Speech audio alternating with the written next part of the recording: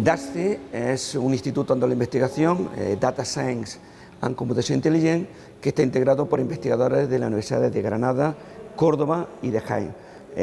Aproximadamente 100 doctores y aproximadamente otros 100 doctorandos desarrollando diversas líneas de investigación.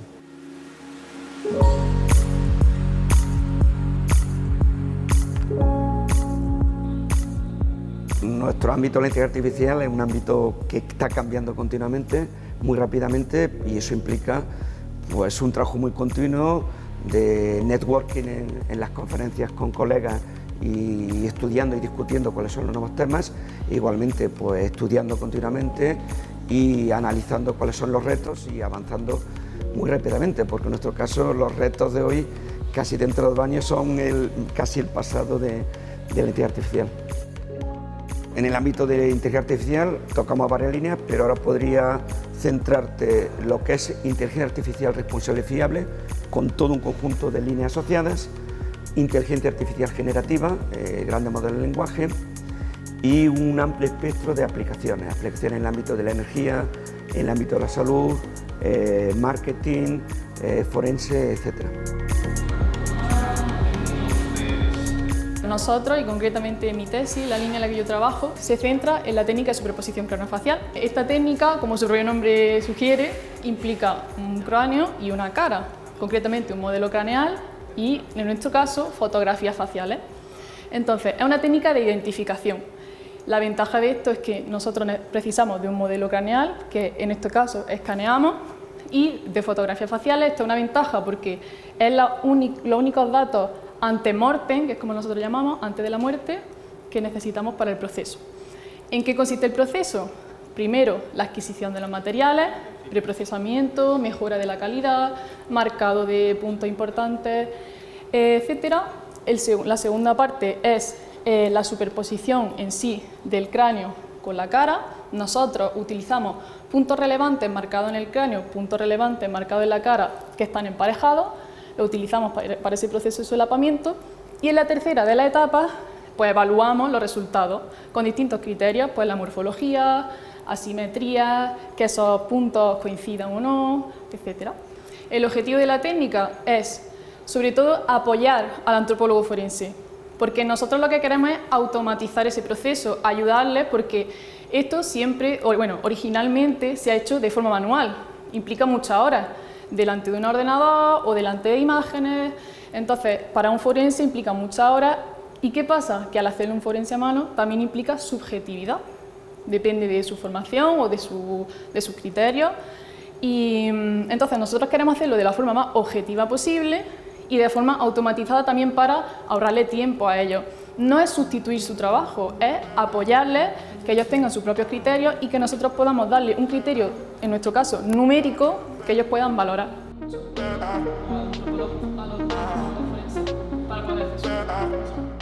En esencia es automatizar el proceso, obtener un valor numérico, que se puedan sacar estadísticas, que se puedan hacer estudios y se puede interpretar fácilmente. En nuestro caso trabajamos con una herramienta novedosa que se llama Likelihood Ratio, o razón de verosimilitud, basado en probabilidades, que en esencia es un numerito.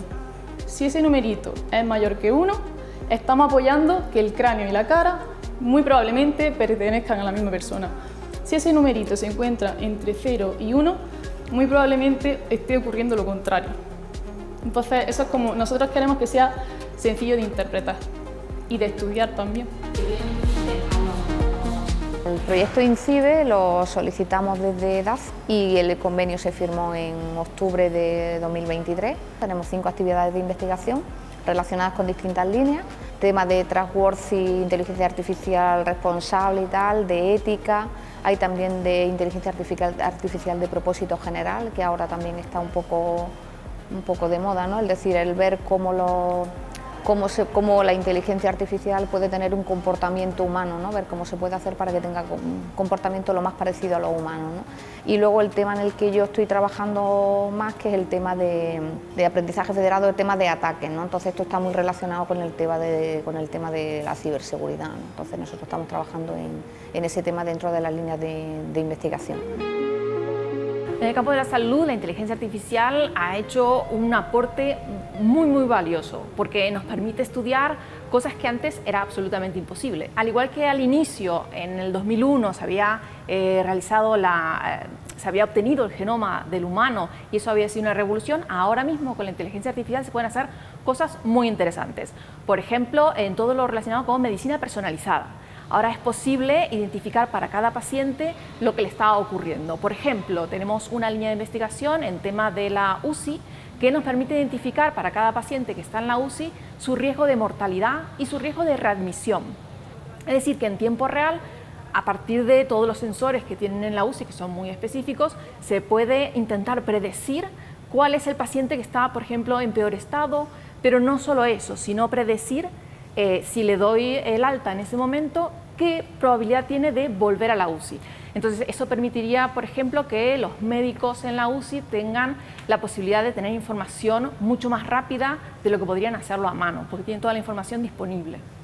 También, por ejemplo, otras líneas de investigación que estamos trabajando en temas, por ejemplo, de diagnóstico de ciertas enfermedades de cáncer, por ejemplo, en el caso del linfoma, en donde es posible dar un diagnóstico mucho más acertado, porque en algunos pacientes con la misma sintomatología, que es la palabra más complicada, tenemos la parte genética es diferente. Entonces, para un médico por ahí es difícil diferenciar entre un tipo de cáncer y otro, y la inteligencia artificial, en base a toda la información que tiene, sí es capaz de hacer esa identificación y permite que el médico esté mucho mejor preparado a la hora de dar un diagnóstico.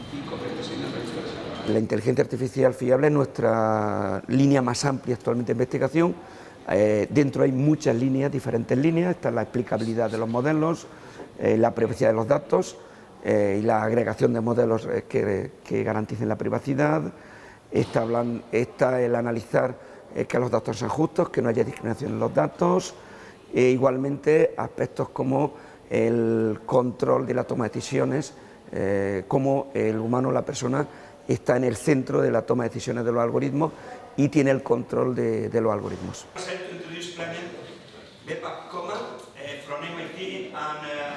Bueno, en este momento estamos desarrollando la Escuela Internacional en IA fiable, segura y responsable, que organizamos conjuntamente DASTI y ADIALAB, es el laboratorio de inteligencia artificial de Abu Dhabi, con el que tenemos el acuerdo y va a desplegar aquí un centro. Hay 53 estudiantes que vienen a estudiar los retos actuales en este ámbito y también su uso en la IA generativa, en los modelos de lenguaje. Son las dos líneas que convergen y bueno, pues son estudiantes de doctorado, en su mayoría pues de todo el mundo. Hay 10 estudiantes de Granada, 17 de Abu Dhabi y otros 25 de España y de distintas universidades de todo el mundo, todos ellos con interés en estas temáticas. La inteligencia artificial nos permite trabajar con esto que todo el mundo conoce como Big Data, con grandes datos. Podemos hacer cosas que antes necesitaríamos un equipo muy grande de trabajo y nos permite hacerlo ya en tiempo real. Y eso es algo que va a permitir salvar muchísimas vidas. Porque no es lo mismo que, por ejemplo, en un diagnóstico de un tipo de linfoma le demos una medicación u otra, que para un caso podría llegar a ser fatal, que acertemos con ese diagnóstico en el momento preciso. Permitirá, por supuesto, salvar muchísimas vidas.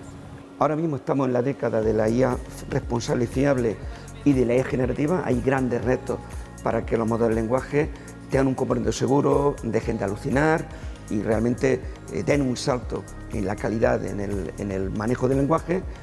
Yo creo que esos son los dos grandes paradigmas de esta década, pero igualmente ya cuando vemos los objetivos de las grandes empresas se está hablando de una IA general, la IA que alcanza lo que se llama el human level, nivel humano, y tenemos como objetivo, cuando vemos actualmente la comunidad científica, como objetivo en muchos ámbitos el desarrollar esa IA general que se está hablando de la década próxima como la década en la que la inteligencia artificial, introduciendo todo el ámbito cognitivo, alcance unos niveles de razonamiento y de manejo de información bastante considerables, acercándose a lo que hablaríamos del nivel humano.